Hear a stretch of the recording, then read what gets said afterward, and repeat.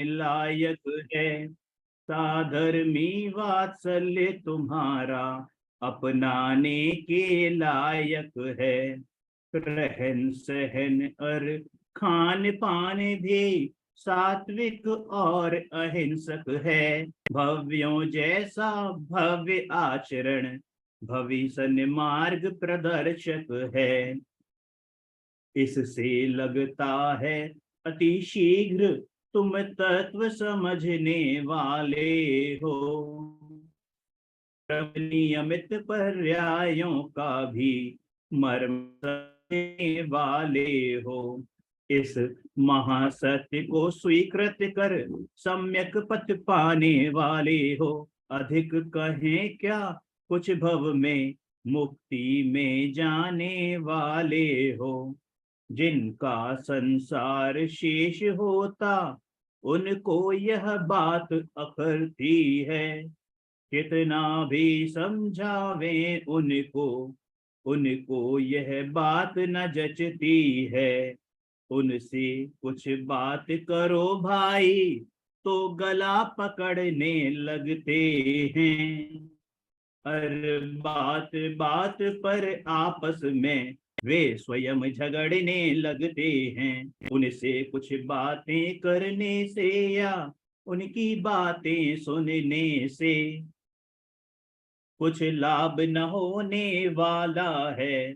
इस सब में व्यर्थ उलझने से हमको तो निर्णय करना है। आगे कब क्या होगा कैसे, जिन वाणी में जो बतलाया उसकी तह में जाना कैसे। क्या मतलब इसका? मतलब जो जिनवाणी माँ ने बतलाया है उसका मर्म समझकर तय में जाना, मतलब जिन्होंने ने बताया कि तुम प्रभु हो तो अपनी प्रभुता की तह में जाकर के उसका अनुभव करना। बोलो क्या लिखा है, बिंदु क्या लिखा है?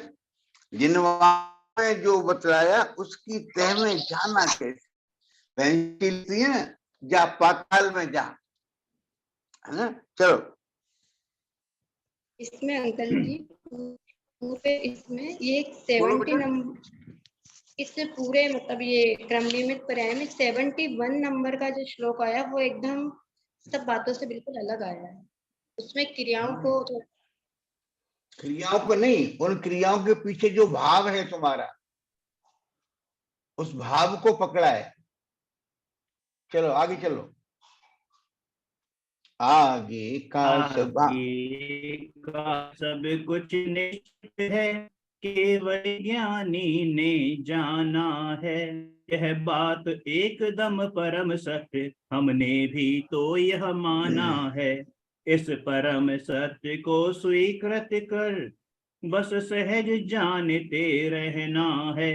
यह सहज भाव ही जीवन है, जिन वाणी का यह कहना है। भावी पर न्याय भी नियमित हम ऐसा माने नहीं, किंतु निज आत्म का ही ज्ञान ध्यान एवं पूरा श्रद्धान करें। देव शास्त्र गुरु की भक्ति अर्जुन वाणी का श्रवण मनन, सदाचार में जीवन एवं खान प्यान का ध्यान रखें। इसमें क्या है कमी, अरे हम भी आत्म के साधक हैं।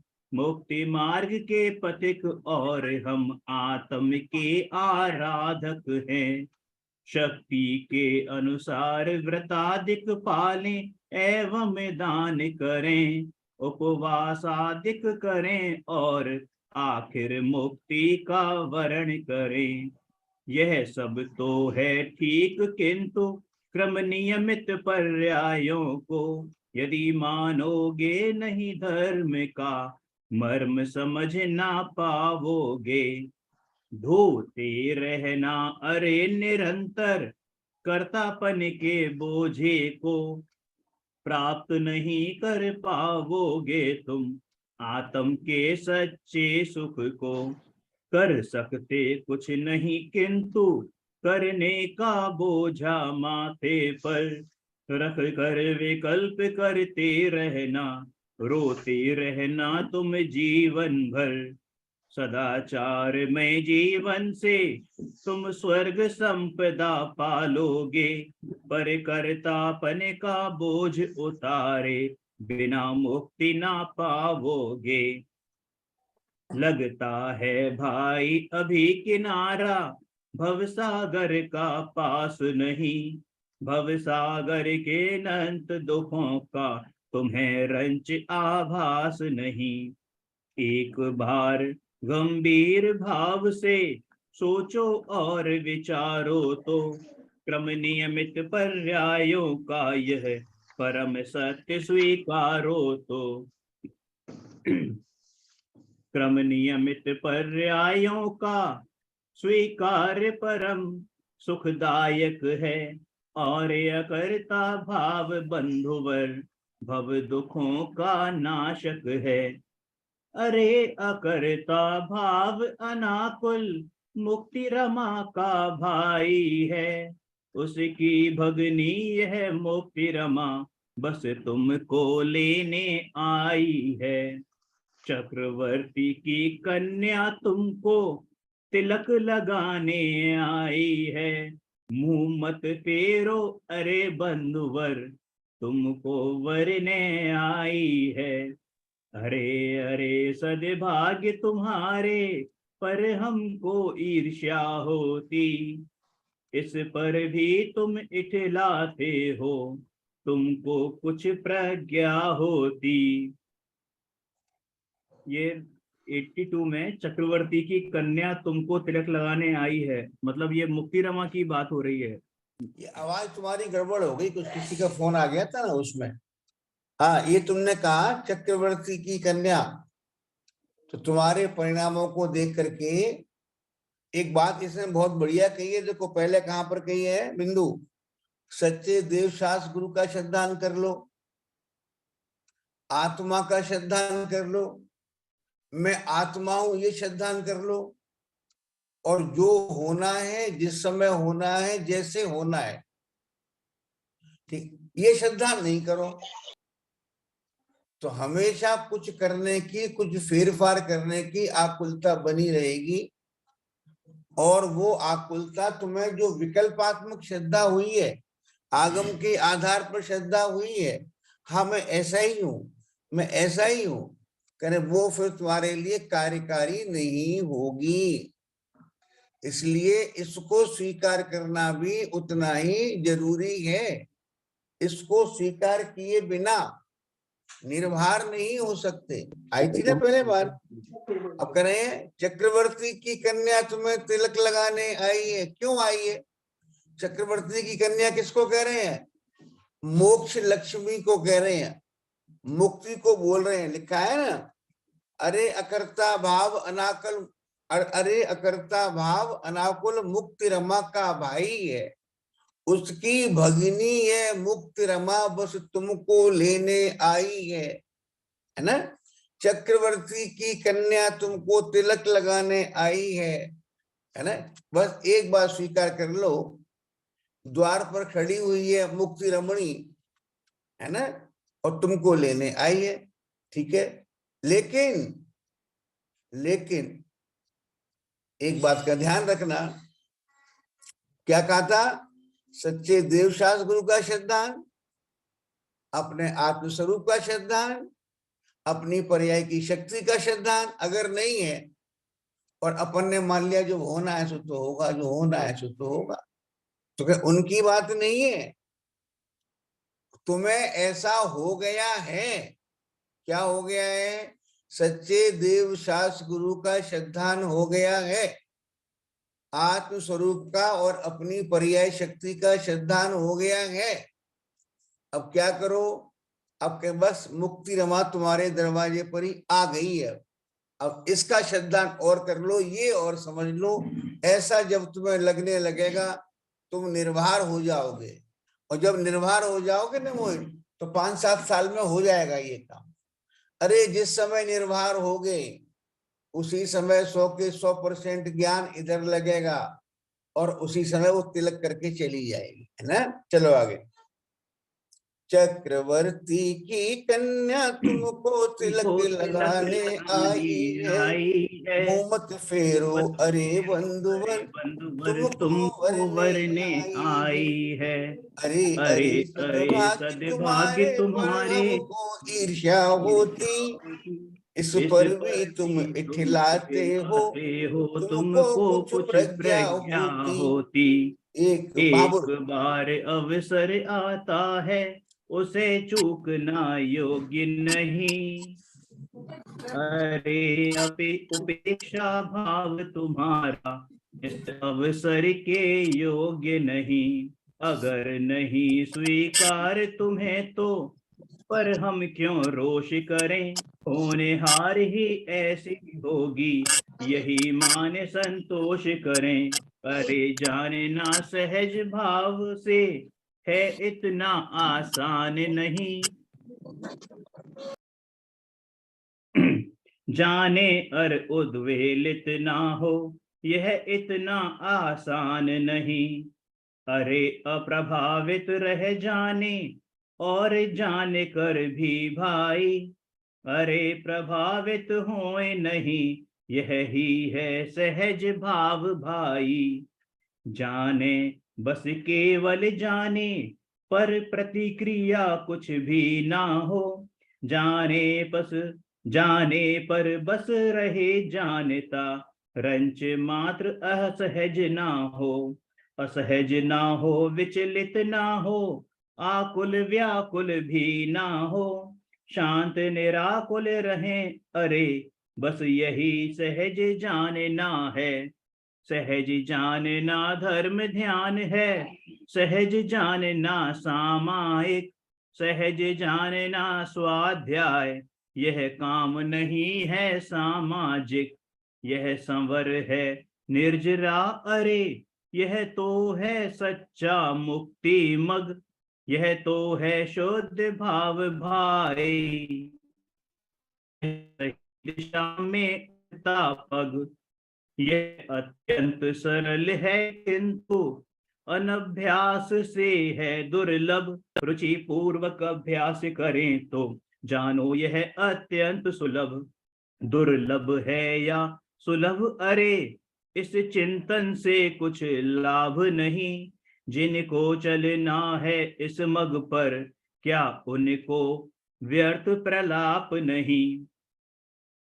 सुलभ होए अथवा अति दुर्लभ, हमको जब करना ही है, तब इसका विचार क्या करना, हमको तो करना ही है। तन से मन से कैसे भी हो, तुम पक्का निश्चय कर लो। हो जाओ तैयार बंधुवर, इसके लिए कर लो।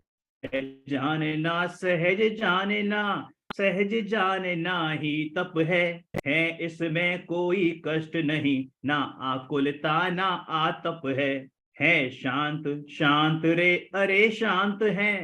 रंच मात्र संताप नहीं, रे परम शांत इस शांत दशा में। ताप नहीं या ताप नहीं। ज्ञानमयी आनंदमयी सर, मैं सरिता में सागर में। सहज जानने की प्रवृत्ति, जहाँ देखो वही उजागर में। मैं ही नित भास रहा, मैं व्याप रहा अपनेपन में। मैं व्याप रहा मैं भास रहा, बस मैं ही अपने जीवन में। जो हैं वे सहज जानने में आते, पलटा पलटी का भाव नहीं, वे सहज सहज जाने जाते। जो निश्चित हैं वे सब जाने, पर सहज सहजता भंग ना हो। रे सहज सहजता खंडित हो, ऐसा कोई प्रसंग ना हो, प्रसंग ना हो।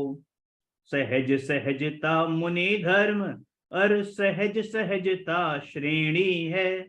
अरे सहजता वैसी है, जैसी मस्तक पर वेड़ी है। प्रत्येक द्रव्य की सहज परिणति उसकी गौरव गाथा है। सहज जानना वैसा है जैसे शरीर पर माथा है। इस दुनिया में नित्य निरंतर कुछ ना कुछ होता रहता। दुर्घटनाएं घटनाएं भी जगह जगह होती रहती। रे आंधी तूफान निरंतर आया जाया करते हैं, जिनमें लाखों जीव जंतु यूं ही मर जाया करते हैं। जीव जीव को खा जाते हैं, क्या क्या पाप नहीं कर, क्या क्या पाप नहीं होते। सर्दी गर्मी जीना मरना रे नित्य लगे ही रहते हैं। इनकी सबकी प्रतिक्रिया पर होती है। बातों को भी सहज जानते रहते हैं। जो जग में होता रहता है सभी जानते हैं भगवन, पर उनके सुख सागर में तो कभी नहीं होती अड़चन। उस आनंद महोदधि में आनंद घुमड़ता रहता है। रे परमात्म के अंतर में आनंद उमड़ता रहता है। अपने सिर का बोझ उतारो, तुम्हें नहीं कुछ करना है। क्रम नियमितता की नौका से भवदधि पार उतरना है। क्रम नियमितता की सच्चाई सच्चे दिल से स्वीकार करो। उसको अपना कर जीवन में इस भव सागर को पार करो। श्रद्धा के लेवल पर तुमको जब महासत्य स्वीकृत होगा, तुमको इस लौकिक जीवन में हल्केपन का अनुभव होगा। चिंता की रेखाओं के बल ढीले होंगे, फीके होंगे। चिंता बदलेगी चिंतन में, अरे रोम रोम पुलकित होंगे। आनंद महोदधि उमड़ेगा, श्रद्धा के बादल गरजेंगे। अनुभव की बिजली चमकेगी, रिम झिम घन बरसेंगे। समिकित का सावन आवेगा, अंतर मन आनंदित होगा। शिव मार्ग की पगडंडी पर धीरे धीरे चलना होगा। जिनका क्षयोपशम होगा एवं गे सुनिश्चित जो होंगे। सहज ज्ञान में आत्म उनको सहज भाव से जानेंगे। सहज भाव से सहज ज्ञान में सहज सहजता आवेगी। तब उसकी गौरव गरिमा में भी जीवन में छा जावेगी। सहज भाव से निश्चय सम्यक दर्शन ज्ञान प्रकट होंगे। प्रगटेगा चारित्र आत्मा में जमने से रमने से।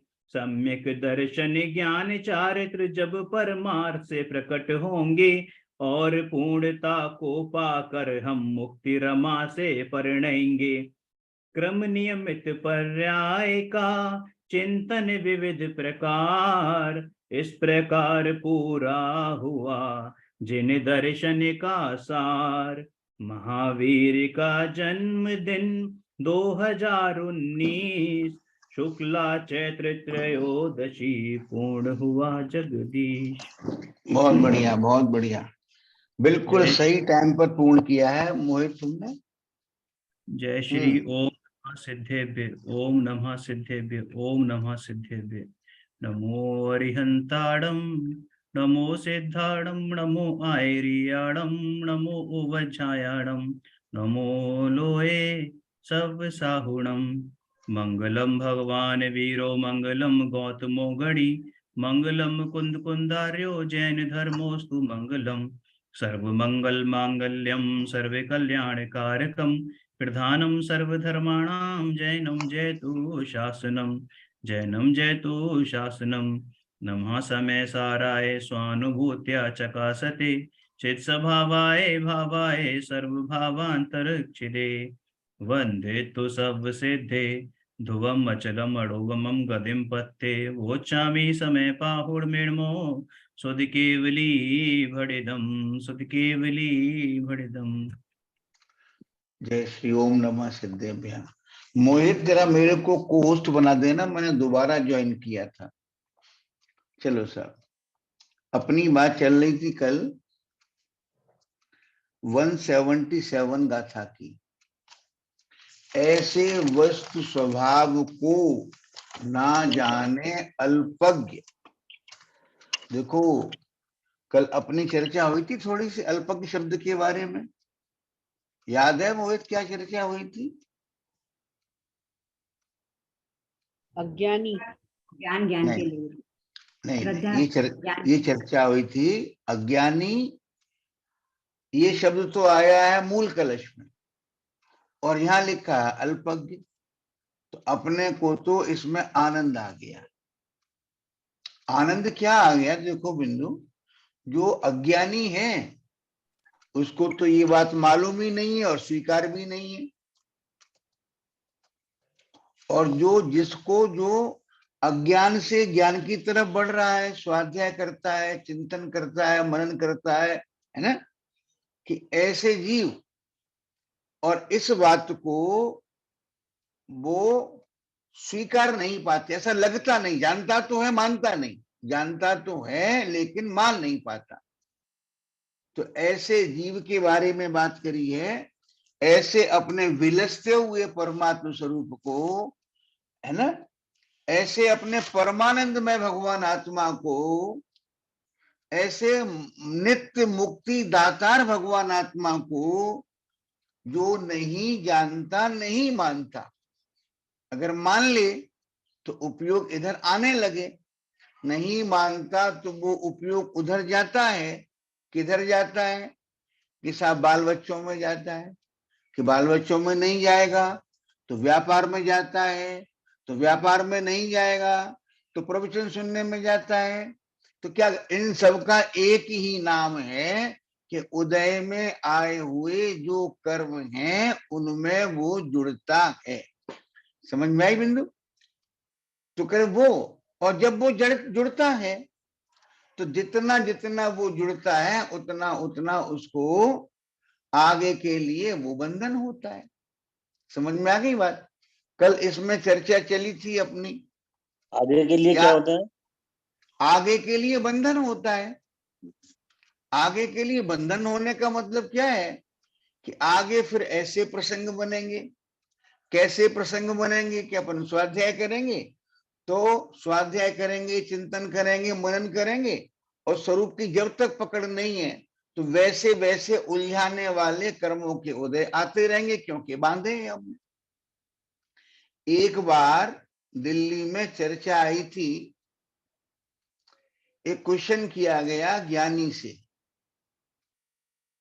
कि साहब ये बताओ, जो क्वेश्चन करने वाला था ना उसको तत्व का ज्ञान नहीं था,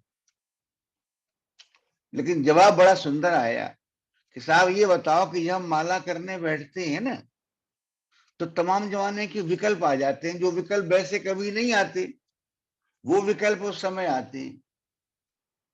तो ये क्यों आते हैं? इसका हमने आपको पहले भी जवाब दिया था। ऐसा होता है कि नहीं होता है? बोलो भैया, क्या होता है? जो स्वाध्याय करने बैठो तो तरह तरह के विकल्प आते हैं। अगर स्वाध्याय नहीं करते तो तुम्हें जो काम करने हैं याद नहीं आते, स्वाध्याय करने बैठते हो और वो आने लगते हैं, और ये तो रह ही गया। ठीक है ना? ध्यान करने बैठो तो उसमें विकल्प आते हैं। तो क्यों आते हैं? तो उन्होंने जवाब दिया कि भूतकाल में जब तुम्हें धर्म समझने का, ध्यान करने का अवसर मिला था, उस समय तुमने ये काम नहीं किया, उसके कारण जो कर्म बंधे, अब जब तुम ये काम करना चाहोगे तो वे उदय में आएंगे। समझ में आई बात कि नहीं आई? बोलो सुनंदा, समझ में आ रही है? क्या कह रहे हैं? बोलो भाई, समझ में आ गई पंकज? है अब जैसे आज स्वाध्याय करने का अवसर मिला है, और अपन स्वाध्याय नहीं करें, चिंतन मनन नहीं करें, निर्णय करने के प्रोसेस में नहीं चढ़े, ठीक है ना, कोई बात नहीं। इससे ऐसे कर्म बंधेंगे भविष्य में, जब तुम्हारे अंदर से आएगा वो मेरे को स्वाध्याय करना है, मेरे को अपने को समझना है, तो ये वाले कर्म जो अब बांधे थे ना, वे उस समय उदय में आएंगे, फिर वो विकल्प पैदा करेंगे।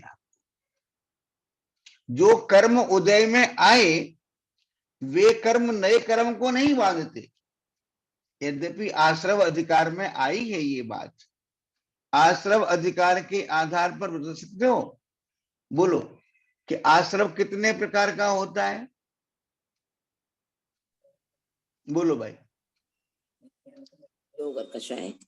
वो तो एक अलग बात होगी, एक प्रकार का तो होता है, एक प्रकार वो तो बात सही है। 2 प्रकार का नहीं होता हैं? 2 प्रकार का होता है ना शुभ आश्रव जो है, थोड़ा सा विचार करना शांति से, एक होता है द्रव्याश्रव और एक होता है भावाश्रव।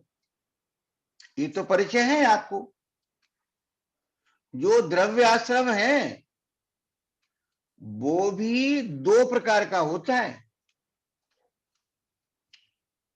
जिज्ञासा हुई कुछ के नहीं हुई कि द्रव्य आश्रव भी 2 प्रकार का होता है माधुरी जी। आश्रव अधिकार में कहा गया है, आश्रव अधिकार में आत्मा की तरफ आने वाले कर्मों को आश्रव नहीं कहा, कह रहे जो कर्म उदय में आए, उसकी तरफ, जो कर्म उदय में आए उन कर्मों को द्रव्याश्रव कहा। सुन लेना शांति से बात, पढ़ना आश्रव अधिकार को। ये आचार शी की बात समझनी पड़ेगी हमारे को। बिंदु समझे बात को। जो वहां कहा है कि नए कर्म के आश्रव का निमित्त कौन, तो उन्होंने कहा कि पहले जो बंधे हुए कर्म थे उन कर्मों का जो उदय आया वो, यानी कर्मों का जो उदय है वो नए कर्म के आश्रव में निमित्त है।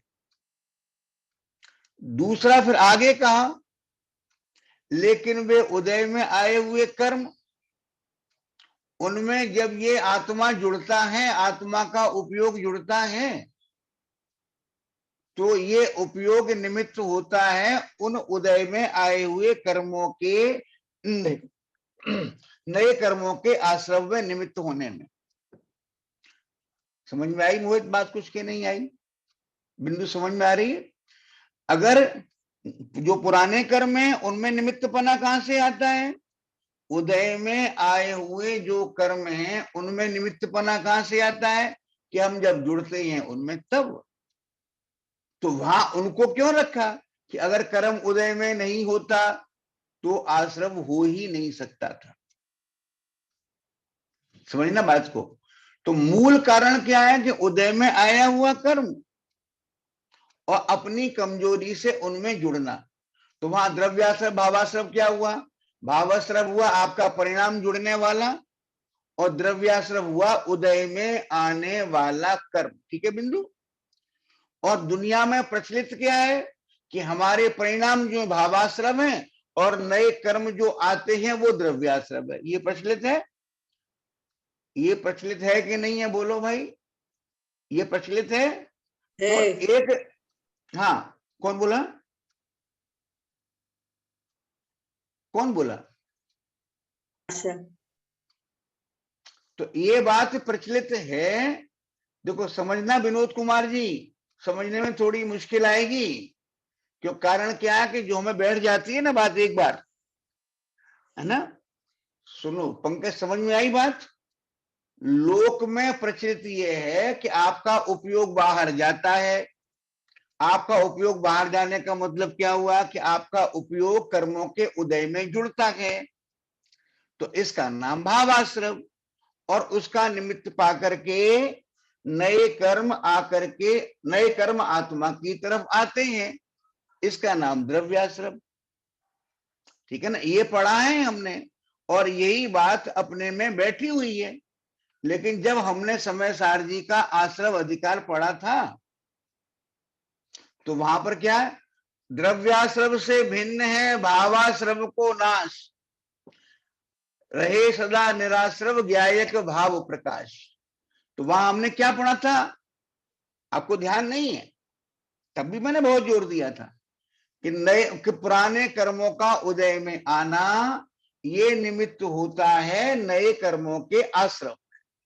कब कब कि जब तुम उनसे जुड़ते हो, जब तुम्हारा उपयोग उधर जुड़ता है। तो वहां बताया गया है कि कर्मों का उदय में आना वो द्रव्याश्रम, और आपका उसमें जुड़ना वो भावाश्रम, ठीक है ना। और उसके कारण नए कर्म इधर आना, उसका नाम भी द्रव्याश्रम। तो द्रव्याश्रम दो प्रकार का हो गया ना, द्रव्याश्रम दो प्रकार का हुआ कि नहीं हुआ। जिसको स्वीकृत नहीं हो बात चर्चा करो, जिसको ये बात स्वीकृत नहीं हो वो इस बात की चर्चा करो, और आश्रव अधिकार का गहराई से स्वाध्याय करो, आश्रव अधिकार का स्वाध्याय करो गहराई से। समझ में आई? अच्छा हाँ बोलो बिंदु। जो पुरानी मान्यता थी तो उसमें भी तो यही बात हो रही है ना कि उदय में आया हुआ कर्म वो द्रव्याश्रव। यहाँ पर हम नई बात ये ऐड करी कि जो नया आश्रव होता है उसका कारण भी उदय में आया हुआ कर्म ही है, ऐसे। हाँ हाँ हाँ, इसका मतलब ये हुआ। देखो फिर देखो, समय सार जी क्या कहते हैं, समय सार जी द्रव्याश्रव किसे कहते हैं, उदय में आए हुए कर्म को, और अपने स्वरूप से ना जुड़े होने के कारण, अपने स्वरूप की रुचि ना होने के कारण, अपने स्वरूप की भावना या अनुभव ना होने के कारण, जैसी भी स्थिति अपन उस कर्म में जुड़ते हैं, तो ये हो गया भावाश्रम। ठीक बराबर। अच्छा, और इसके निमित्त से क्या होता है कि नए कर्मों का आना होता है। तो नए कर्मों का आना आश्रव है, ये तो सभी मानते आ रहे हैं कितने समय से। तो अब यहां पर इस प्रकार से वो द्रव्याश्रव है, वो दो प्रकार का हो जाता है। समझ में आई कि नहीं आई? है ना। जिसकी समझ में नहीं आई चर्चा करो। एक बोलो उदय बोलो। में आने, एक जो उदय में आया और जो बंधने वाला है उसमें जुड़ान करने के बाद, अगर हम जुड़ते हैं उदय में आने वाले आश्रमों में, उदय में आए कर्म में हम जब पहले तो ये समझो आचार्य कुंद ने क्या बताया। आचार्य उसमें कुंद ने क्या, हाँ उसमें भी तो दो बात बोली ना, उदय में उदयगत कर्म और अनागत कर्म, तो यही तो मतलब है ना फिर उसका। हाँ, यही मतलब है, यही तो बात कर रहे हैं ना। यहाँ पे कौन सी चर्चा आ रही है, वो चर्चा अपन कर रहे हैं, ठीक है ना। समझ में आ गई बात की नहीं आई? तो इसका मतलब है कि तेरी ही भूल है नहीं कर्मों ने घेरा, तेरी ही भूल है। बेकर्म उदय में आते और अपन अपने स्वरूप में लगे हुए होते, अगर उस समय आत्मानुभूति के काल में होते तो बेकर्म कुछ कर सकते थे? नहीं कर सकते थे। बेकर्म उदय में आते और अपन तत्व चिंतन में लगे होते, ध्यान में लगे होते, तो 5 किलो कर्म उदय में आते, हमारे ऊपर उनका इफेक्ट होता 1 किलो का। अपन स्वाध्याय में लगे होते तो 5 किलो कर्म उदय में आते और हम उनसे जुड़ते कितने, 2 किलो। समझ में आई बात की नहीं है? बिल्कुल तुम्हें अनुपात करके बताया था पहले भी। चलो साहब, तो क्या कह रहे हैं, ऐसे वस्तु स्वभाव को ना जाने अल्पज्ञ। अल्पज्ञ में दो बातें ली अपन ने, बहुत बढ़िया बात लिखी है भारिल जी ने। यद्यपि उन्होंने छंद की वजह से लिखा है, लेकिन अपन ने क्या लिया, एक तो जो निपट अज्ञानी है, और एक हम लोगों जैसे जो हैं कि जो दावा तो करते हैं कि हमने अपने स्वरूप का पक्का निर्णय कर लिया है, वास्तव में ऐसा ही है, और उनका ये निर्णय आगम के आधार पर ही टिका हुआ है अब तक। 60-60 साल, 70-70 साल, 40-40 साल स्वाध्याय करने के बावजूद भी। तो कहने वे क्या है कि उन्हें ऐसा भासता नहीं, उनको ऐसा भासता, ऐसा भासता नहीं। भैया कौन महापुरुष हैं जो अपना डिस्टर्ब कर रहे हैं, है ना। आप ऐसा नहीं करो, महापाप का बंद करते हैं आप। समझ में आई मोहित के नहीं आई? बोलो बिंदु, समझ में आई बात? ऐसे वस्तु स्वभाव को, वस्तु माने क्या, जिसमें प्रयोजन भूत क्रिया निरंतर हो रही है, उसको बोलते हैं वस्तु। वस्तुत्व गुण क्या करता है? जिस शक्ति के कारण द्रव्य में अर्थ क्रिया कारित्व पाया जाता है, ये सामान्य गुण वस्तुत्व गुण की परिभाषा सबने पढ़ी है कि नहीं पढ़ी है? सुनंदा ने नहीं पढ़ी, पढ़िए सुनंदा। 6 सामान्य गुण कहे जाते हैं। उन 6 सामान्य गुणों में एक गुण है सामान्य गुण। आत्मा में सामान्य और विशेष 2 प्रकार के गुण हैं। जो सामान्य गुण हैं वे सभी द्रव्यों में पाए जाते हैं। तो अस्तित्व गुण सामान्य गुण है। आपका अस्तित्व है, आपकी एक्सिस्टेंस है कि है। पुद्गल का अस्तित्व है कि नहीं है, कि पुद्गल का भी अस्तित्व है। आकाश का अस्तित्व है कि नहीं है, कि आकाश का भी अस्तित्व है। तो अस्तित्व गुण क्या हुआ? कि सामान्य गुण हुआ। ऐसे एक गुण है वस्तुत्व। तो वस्तुत्व गुण का क्या काम है? कि वस्तुत्व गुण के कारण सभी द्रव्यों में उनकी प्रयोजन भूत क्रिया होती रहती है। तो आत्मा का प्रयोजन क्या है? यहां पर एक बात करनी है, बहुत सुंदर बात, कई बार कर चुके हैं, भूल जाते। अभी कहेंगे तो सुना दोगे वस्तुत्व गुण।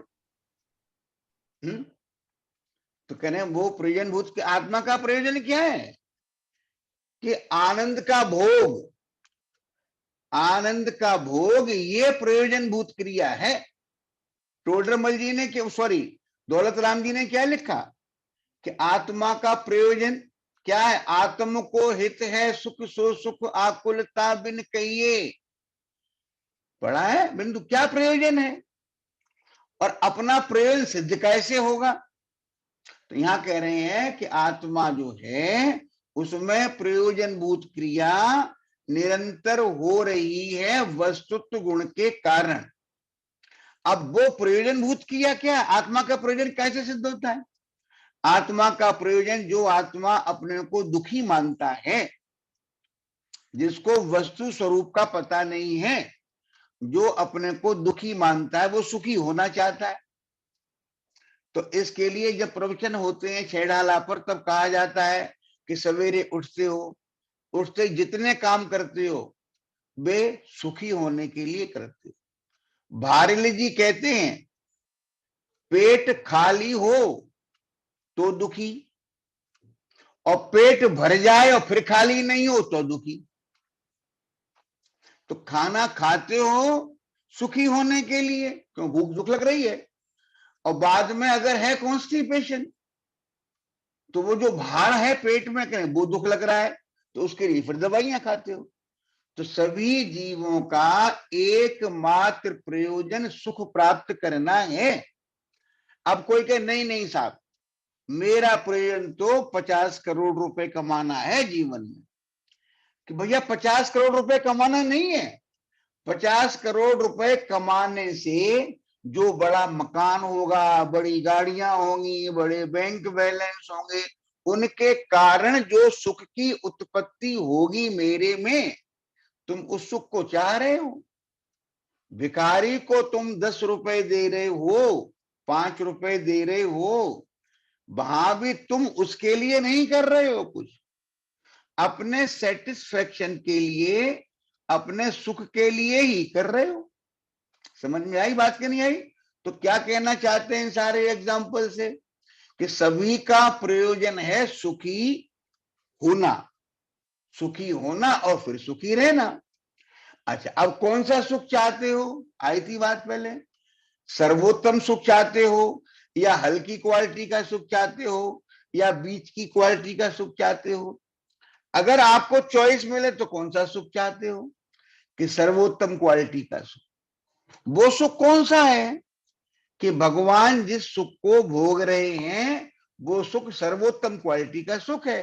वो सुख चाहते हैं अपन। वो और कैसे चाहते हो? कि निरंतर चाहते हैं। और कैसे चाहते हो? कि पूर्ण चाहते हैं। तो अपना प्रयोजन भगवान जैसा सुख पूर्ण सुख और निरंतर सुख, ये अपना प्रयोजन है। जो अज्ञानी है, जो कह रहा है मेरे को 2 रोटी मिल जाए मैं खुश हो जाऊंगा, सुखी हो जाऊंगा, उसका प्रयोजन उस समय 2 रोटी खाने से सिद्ध होता है, तो 2 रोटी का प्रयोजन है। और जब उसको 2 रोटी मिलने लगती हैं, 4 रोटी मिलने लगती हैं, तो क्या सोचता है वो, अरे इसके साथ सब्जी मिल जाए तो बड़ा आनंद आ जाए। बोलो ऐसे क्या होता है? तो सब लोग जो चाहते हैं उसमें संतुष्ट नहीं होते। तो यहाँ बात क्या चल रही, तो वो कह रहे हैं कि मैं वस्तु हूं ना, तो वस्तु हूं तो मेरी प्रयोजन भूत क्रिया मेरे में निरंतर हो रही है। बोलो बिंदु, क्या हो रही है? प्रयोजन भूत क्रिया कि मेरे में सर्वोत्कृष्ट भगवान जैसे पूर्ण आनंद का निरंतर अनवरत रूप से प्रोडक्शन और उपभोग और उसका जो भोग है वो हो रहा है। समझ में आई आपकी माधुरी जी? बोलो हाँ बोलो या ना बोलो, फिर ना बोलोगे तो हम फिर और बताएंगे। हैं? हाँ बोलोगे 10 उंगली दिखाइए, ना बोलोगे तो 5 है। तो कह रहे क्या कह रहे हैं? तो जैसे आपका जो ज्ञान गुण है परमात्मा के पास जाकर के देखना, वहां बैठ करके सोचना, शरीर में बैठ करके नहीं सोचना, आत्मा में बैठ करके नहीं सोचना, अपने परमात्मा स्वरूप में बैठ करके सोचना कि जो ज्ञान तो एक एग्जाम्पल दिया, ज्ञान गुण की प्रत्येक पर्याय में ज्ञान ही जानने में आ रहा है। तो ऐसे ही इसका मतलब क्या, ज्ञान की पर्याय, ज्ञान की प्रत्येक पर्याय ज्ञायक को ही समर्पित होकर के सहज ही कार्य कर रही है। ये कार्य अनवरत रूप से हो रहा है बिंदु के, नहीं हो रहा। ऐसे ही सभी गुणों का काम हो रहा है, ऐसे सुख गुण का भी काम हो रहा है। तो जो अपना प्रयोजन है, जो अपना प्रयोजन है वो सुखी होना, तो उस सुख का निरंतर प्रोडक्शन अपने में हो रहा है। ऐसे वस्तु स्वभाव को जो समझ लेता है। बोलो पंकज, तुम्हारे पास खबर आई, तुम एक फैक्ट्री लगाने की सोच रहे हो कपड़े की, कि कपड़ा खरीदना पड़ता है बाहर से अपना काम करने के लिए, चलो एक फैक्ट्री लगा लेते हैं। आपने फैक्ट्री लगाने के लिए एक प्रोजेक्ट बनाया, बैंक से लोन वोन लिया, लेने की बात चलने लगी है ना, इतने एकड़ जमीन वहां लेंगे, वो मटेरियल आएगा, ये चल रहा है ना अभी। इतनी देर में खबर आई कि आपके नाना के एक कजन ने कपड़े की एक बहुत सुंदर फैक्ट्री जाते जाते भी आपके नाम कर गए। ठीक है ना? मान लो हिंदुस्तान की सबसे बड़ी जो कपड़े की फैक्ट्री है ना, जिससे छोटी फैक्ट्री तुम लगाने जा रहे थे, वो फैक्ट्री मान लो तुमको पता नहीं था वो तुम्हारे नाना के कजन की है, अब वे तुम्हारे नाम कर गए। अब वो फैक्ट्री लगाने जाओगे या पहले वो फैक्ट्री देखने जाओगे? क्या करोगे? क्या करोगे? बोलो बिंदु, क्या करोगे पहले? तो ऐसे ही जो अपने इस स्वभाव को समझ लेता है, कैसे आनंद सिंधी और आनंद भोजी स्वभाव को समझ लेता है। बहुत सुंदर वो भजन में 2 लाइनें हैं पहले की, नित्यानंदमयी आनंद सिंधी आनंद भोजी स्वभाव को जो समझ लेता है, जिसको उस स्वभाव का पूर्ण विश्वास होता है, उसको भाव भाषण होता है, लगता है, तो वो उधर आएगा या उदय में आए हुए कर्मों में उलझेगा। बोलो क्या करेगा वो उधर आएगा या उदय में आए हुए कर्मों में उलझेगा? कि वो उधर आएगा, उधर आने का प्रयास करेगा, उधर आने का पुरुषार्थ करेगा, वो जीव कर्मों में नहीं उलझेगा। तो हम क्यों उलझ रहे हैं? अपन क्यों उलझ रहे हैं? इसलिए उलझ रहे हैं कि अपन ने कुछ तो ऐसे हैं कि थोड़ा सुन लिया और उनको लगा हमारा तो निर्णय हो गया। भाई साहब ने कह दिया, डॉक्टर भाईलाल ने कह दिया, स्वामी जी ने कह दिया, आचार्य अमृतचंद, और क्या चाहिए अपने को? इतने लोगों ने कह दिया है, तो अपने को तो भाई ये बात माननी है। तो उनकी बात जो है ना, जो माननी है उनको, वो भी आगम के आधार पर नहीं है बिंदु, वो आचार्यों के आधार पर है, आगम के आधार पर है ना। तो क्या कह रहे हैं बात, तो आगम के आधार पर बात स्वीकृत, जब ये भाव भाषण के आधार पर स्वीकृत होगी तब तुम अपना उपयोग जो है ना उदय में आए हुए कर्मों में जैसे पहले लगता था लगा करके दिखा देना। बोलो लग सकता है क्या कि नहीं लग सकता? तो कमी कहां पर है? कमी कहां पर है कि ऐसे वस्तु स्वभाव को ना जाने अल्पज्ञ। मोहित समझ में आ रही है बात? क्या नहीं आ रही है? क्या पढ़ रहे हो? अनुशीलन क्या देख रहे हो? दो जगह दिमाग मत लगाओ, पहले पढ़ करके बैठो या बाद में पढ़ लो उसको, ठीक है? नहीं तो डॉक्टर भारल ये कह रहे हो और अंकल जी आप ये कह रहे हो, आप ऐसा क्यों नहीं कहते? हम नहीं कह सकते, हम अपने हिसाब से कहें, है ना? समझ में आई बात? तो क्या बात चल रही है? नहीं तो क्या होगा, ना इधर के रहोगे ना उधर के रहोगे। और हम तो देखो प्रोफेसर हैं, एक कहानी सुनाते हैं, एक चुटकुला सुनाते हैं। एक बार एक प्रोफेसर या एक टीचर मान लो बिरला जी की बिल्डिंग के सामने से निकल रहा था, तो उसने कहा कि अगर ये बिरला की प्रॉपर्टी मेरे को मिल जाए ना तो इनसे ज्यादा कमाऊंगा। उन्होंने कहा कैसे? तो बोला ट्यूशन में तो पढ़ाऊंगा। समझ में आई बात की नहीं आई? क्यों? वो अपना लगाएगा तो जो टीचर है वो तो उसको उसमें अपनी लगाएगा ही लगाएगा, और तुम्हें लगेगा जो उन्होंने ऐसे कहा इन्होंने ऐसे कहा, है ना? इसलिए शांति से धैर्य पूर्वक सुनो। अब ये क्या हो रहा है कि हमने क्या किया, गुरुदेव को सुना और गुरुदेव ने जो कहा उसको ओढ़ लिया हमने, है ना? वो हमने ओढ़ लिया, यही तो हो रहा है। फिर उन्होंने कहा तो उसको ओढ़ लिया। अरे निर्णय करो, हमारा जोर निर्णय करने पर है। तो ये बात चल रही है, जब तक अपने को ऐसा भासता नहीं, जो अज्ञानी है उसको तो पता ही नहीं है कि ऐसा है। अज्ञानी भी कई प्रकार के हैं बिंदु, एक तो रिक्शे वाला अज्ञानी है और एक अंदर मंदिर में पूजा पाठ में ही व्यस्त और उसको ही सर्वस्व मानने वाला अज्ञानी, उनकी तो बात ही नहीं। यहाँ तो किसकी बात कर रहे हो? ऐसे वस्तु स्वभाव को ना जाने अल्पज्ञ। पढ़ो वो इस कलश के बारे में स्वामी जी क्या कहते हैं, देखो पढ़ो, अनुशील में पढ़ो, बोलो क्या कहते हैं? अपने अज्ञानी अपने अतीन्द्रिय ज्ञान व आनंद के रसकंद शुद्ध एक ज्ञानानंद स्वभावी आत्मा को नहीं जानता। हमने कुछ और कहा? यही कहा था आपने। इसलिए रख दो उठा करके, वो तुम पढ़ के बैठे हैं, वो तुम पढ़ते हैं, हमने तो बहुत साल लगाए हैं इसमें, है ना? तो क्या कह रहे हैं भैया, समझ में आई? क्या आई बात समझ में? आगे लिख रहे हैं, ये बात क्लियर हुई। ऐसे वस्तु स्वभाव को, वस्तु शब्द कितना सुंदर है, आपको पढ़ाया था हमने। आत्मा को वस्तु भी कहते हैं, आत्मा को आत्मा भी कहते हैं। आत्मा क्यों कहते हैं बोलो मोहित, पढ़ के बताना मेरे को, मेरे शब्द नहीं दोहराना, पढ़ करके बताना, कहीं पर तुम्हें मिल जाएगा आत्मा को आत्मा क्यों कहते हैं। 38 नंबर की गाथा नियम सर जी। नहीं नहीं नहीं नहीं नहीं नहीं, नहीं। आत्मा को आत्मा क्यों कहते हैं, शब्द से ही उठाओ। आ तम और आ मतलब परिपूर्ण, आ प्लस आत्म प्लस आ प्लस आत्म प्लस आत्मा ने होता अपनी, अपना। कैसे कहते भैया, देखो मोहित ऐसा करो, आत्म प्रशंसा मत करो, ज्यादा आत्म प्रशंसा ठीक नहीं है। तो आत्मा ने क्या हुआ, अपनी, अपना, है ना? और आ माने परिपूर्ण, तो कह रहे ये परिपूर्ण है, और परिपूर्ण है इसमें परिपूर्ण रूप से अपनापन करने लायक है।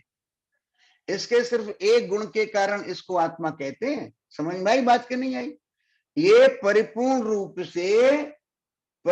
रूप से अपनापन करने लायक विश्व में अगर कोई वस्तु है तो वो ये है, इसलिए इसको आत्मा कहते हैं। मैंने बताया था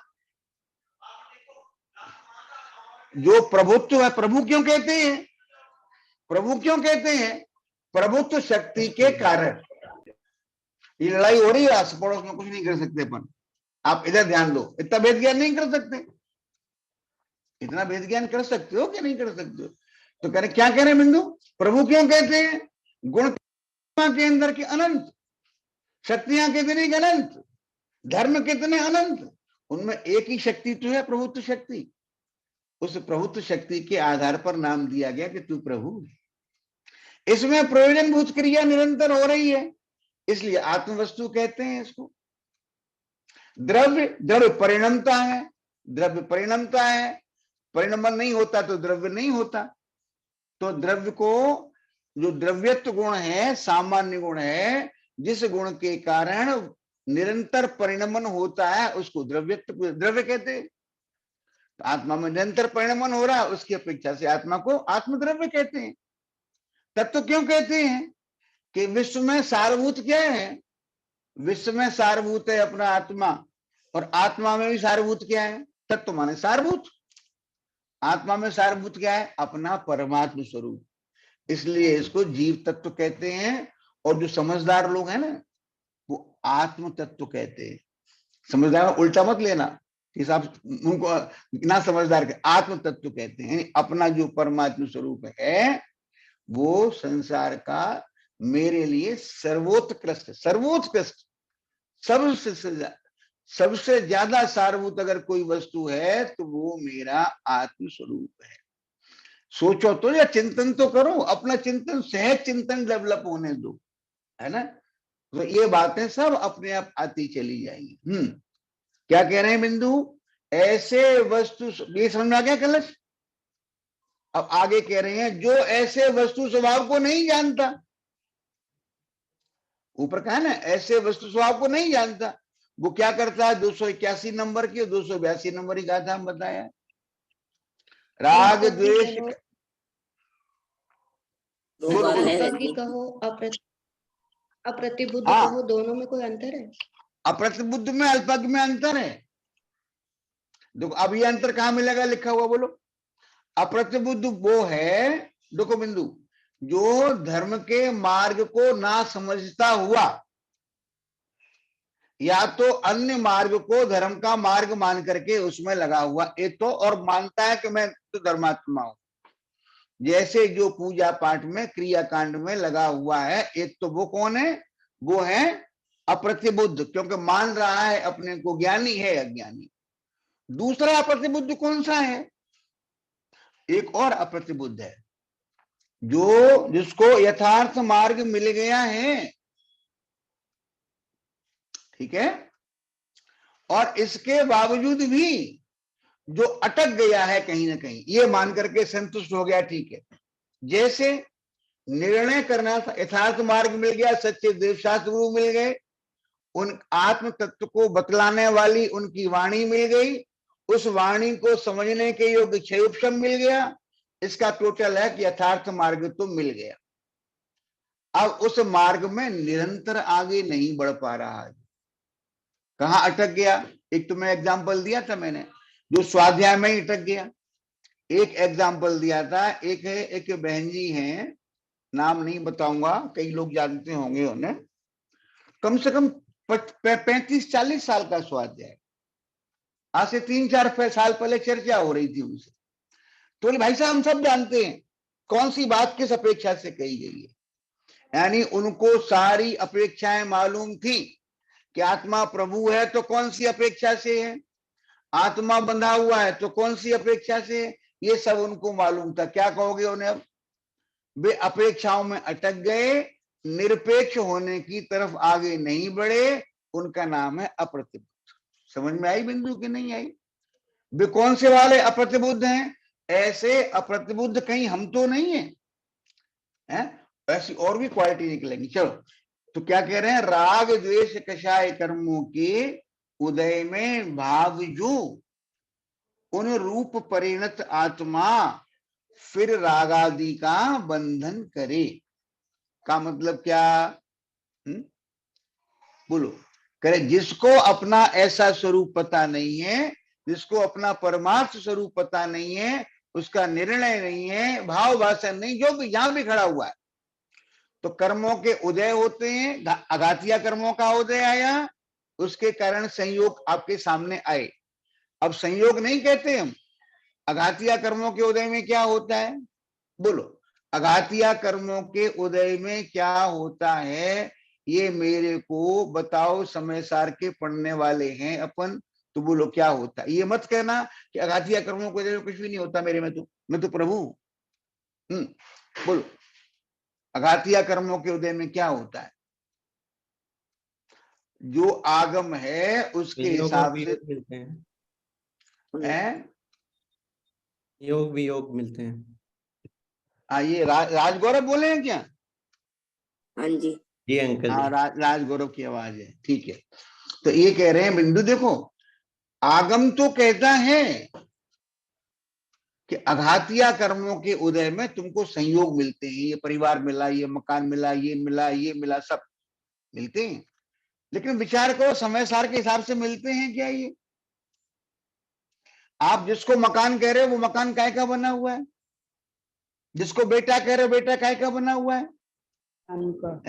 बोलो काय का बना हुआ? ज्ञान का बना हुआ। इसका मतलब है अघातिया कर्मों के उदय में उस प्रकार के ये आपके ज्ञान में बनते हैं।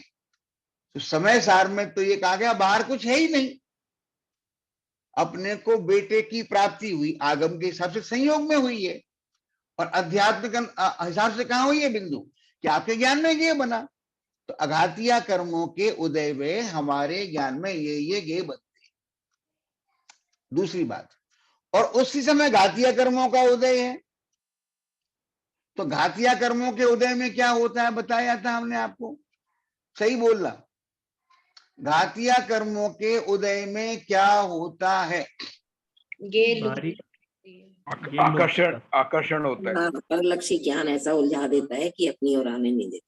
नहीं नहीं नहीं, ये तो आप रट्टी रटाई बात बोल रहे हो। ज्ञानावरण की बताई थी, अट्रैक्ट करता है। ये कह रहे हैं, देखो इसने सही जवाब दिया है नीलेश ने, कि रागादि का उदय होने पर बिंदु आपके ज्ञान में जो गे बने, उन गेयाकारों में आपके उपयोग को आकर्षित करने की शक्ति पाई जाती है। समझ में आई बात करनी? रागादि कर्म के उदय में। और अगर आप अपने से नहीं जुड़े हुए हो तो आप आकर्षित हो जाते हो, और आप जुड़े हुए हो अपने से तो आकर्षित नहीं होते हो। आकर्षित होते हो तो उलझते हो तो नए कर्मों का बंधन होता है। बात समझ में आई कि नहीं आई है? ये बात अपन ने कितनी बार करी है? अपन ने कितनी बार करी है बोलो है? बिंदु वो समझ में आ रही बात कि नहीं आ रही है? तो कह रहे हैं ज्ञानी और अज्ञानी में फर्क क्या है? ज्ञानी और अज्ञानी में फर्क है, दोनों को राग का उदय है, और राग के उदय के कारण उन गेयों में आपके ज्ञान को आकर्षित करने की शक्ति पाई जाती है, और आप उसमें आकर्षित हो जाते हैं। अच्छा, अंकल अगर हम अपने से जुड़े तो उनकी शक्ति तो निशक्ति हो जाएगी ना? नहीं, उनकी शक्ति तो रहेगी, हम शक्तिशाली हो जाएंगे, वो शक्ति हमारा कोई बिगाड़ नहीं पाएगी। जितने जितने जुड़े होंगे उतनी उतनी हमको हर्ट नहीं कर पाएगी। बोलो, यहाँ पर एक बात और कह रहे थे, भूल गए, बहुत बढ़िया बात आ रही थी, समझ में आई बात की नहीं आई है? हाँ, ये कह रहे थे, देखो बिंदु, जो मिथ्या दृष्टि है उसको तो चारों कषायों का उदय है। उसको ज्ञान में ज्ञात हुआ बेटा उसी समय मिथ्यात्व के उदय के कारण उसके पूरे के पूरे उपयोग को आकर्षित करता है। मिथ्यात्व पूरा का पूरा अपनापन करने के लिए आकर्षित करता है, और मिथ्या दृष्टि है तो आकर्षित हो जाता है।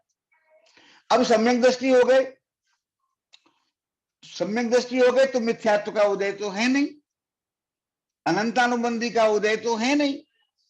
तो कहें उसको प्रत्याख्यान राग ये तो आकर्षित करेगा, लेकिन ये उतना आकर्षित नहीं करेगा जितना मिथ्यात्व का उदय कर रहा था, उतना नहीं करेगा। अब ये बताओ, ये उतना नहीं करेगा तो ज्ञानी इसमें जुड़ना चाहेगा? ज्ञानी क्या इसमें जुड़ना चाहेगा? उसमें भी नहीं जुड़ना चाहेगा। लेकिन कब नहीं जुड़ेगा? जब अपने स्वरूप का बल बढ़ता जा रहा है, अपने स्वरूप का बल हुआ तो मिथ्यात्व का नाश हुआ यानी मिथ्यात्व का नाश होने का मतलब क्या है कि कर्म के उदय में आने पर हमारे उपयोग को आकर्षित करने की जो क्षमता थी वो खत्म हो गई, अपना बल बढ़ता जा रहा है, सम्यक दृष्टि जीव का बल बढ़ता जा रहा है, तो क्या होगा उसमें? मुश्किल तो नहीं लग रही है बात किसी को भैया? बोलो, मुश्किल लग रही है क्या? नीलेश, नए कर्म बनेंगे नहीं?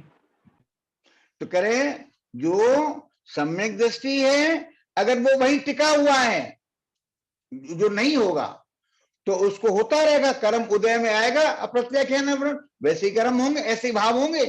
और अगर उसकी स्वरूप की वृद्धि निरंतर होती जा रही है, स्वरूप के आकर्षण की वृद्धि होती जा रही, बिंदु, तो बोलो क्या होगा? तो ये होगा कि अप्रत्याख्यान वर्ण का उदय आएगा, लेकिन वो उसमें उसकी ओर उतना आकर्षित नहीं होगा। नतीजा क्या होगा? जितना जितना विज्ञान घन स्वभाव होता जाता है, उतना उतना आश्रमों से मुक्त होता जाता है, और जितना जितना आश्रमों से मुक्त होता जाता है, उतना उतना विज्ञान घन स्वभाव होता जाता है। आचार्यों ने कुछ भी नहीं छोड़ा, बस समय पर बात याद आने की जरूरत है। समझ में आई? ये चर्चा पहले भी हुई है टूटे टूटे में, है, लेकिन अब फिर पूछेंगे 20 दिन के बाद धोखा दे करके, तो 10% लोग तो फिर भी बोलेंगे। हम पूछेंगे आश्रम किसे कहते हैं? कर्मों का आत्मा की तरफ आना, उसका नाम आश्रम है। 10% लोग यही बोलेंगे। और बाकी कितने लोग बोलेंगे कि कर्मों के अपना उपयोग का बाहर जाना, उसका नाम आश्रम है। अच्छा, और ये सारे काम कि जुड़ना है, बिंदु मोहित, जुड़ना है कि नहीं जुड़ना है, ये इनमें से कोई भी काम आपके परमात्म स्वरूप में नहीं होता। जो जुड़ने वाला है वो जुड़ता है, सेक्रेटरी। वो सेक्रेटरी कौन है? वो सेक्रेटरी है आपकी स्वपरापेक्ष पर्याय। वो जुड़ती है, हमारे इशारे को देखती है वो, तो वो जुड़ती है। कमजोरी देखती है तो जुड़ती है, कमजोरी होती है तो जुड़ती है, और अगर स्ट्रेंथ है, अगर पावर है, तो फिर नहीं जुड़ती है। समझ में आई? ये जो बात चलती है कि उपयोग उधर गया, या जो कर्म उदय में आए, उन घातिया कर्मों, अघातिया कर्मों के उदय में वे गेयाकार बने, और घातिया कर्मों के उदय में उनमें आकर्षित करने की क्षमता पाई गई, और अपने स्वरूप की ओर झुकाव न होने के कारण हम उधर आकर्षित हुए। हम माने कौन? मैं नहीं, स्वपरापेक्ष पर्याय। पंकज, हाँ, पंकज। मेरी प्रभुता नहीं, मैं तो अपने चैतन्य के अभेद के लिए मैं बैठा हुआ, जो प्रयोजन भूत क्रिया हो रही है, जो आनंद का प्रोडक्शन हो रहा है, उस आनंद का भोग करता हुआ मैं इन सब से निर्लिप्त ही सदा काल रहता हूं। कि साहब आपका तो 6वां 7वां गुण स्थान हो गया होगा, मेरा तो नहीं हुआ, मैं तो पहले से ही गुण स्थान। सोचो भैया, सोचो जरा, विचारो, ये शब्दों को ओढ़ लेने से बिंदु नहीं होगा कुछ, ये गहराई में जाओ। जो गहरे में जाते हैं वे मोती लेकर के आते हैं, है ना? चलो, बात समझ में आ गई बात की नहीं आई?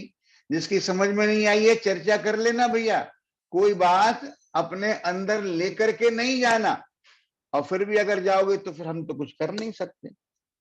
बोलो मोहित, निज निधि निज निधि में बताई ये परम उपकार है, उसके लिए जिन वाणी माँ को वंदना शत बार है, वंदना शत बार है। नमो हरि सिद्धाड़म, नमो आयरियाड़म, नमो वज्रायणम, नमो लोहिसवसाहुड़म, नमो हरिहत्ताड़म, नमो सिद्धाड़म, नमो आयरियाड़म, नमो वज्रायणम, नमो लोहिसवसाहुड़म, नमो हरिहंताड़म, नमो सिद्धाड़म, नमो आयरियाड़म, नमो वज्रायणम, नमो लोहिसवसाहुड़म। द्वादशांग जयमाणी माता की जय, महान जैन धर्म की जय।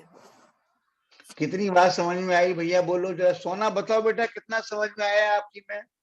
सोना ने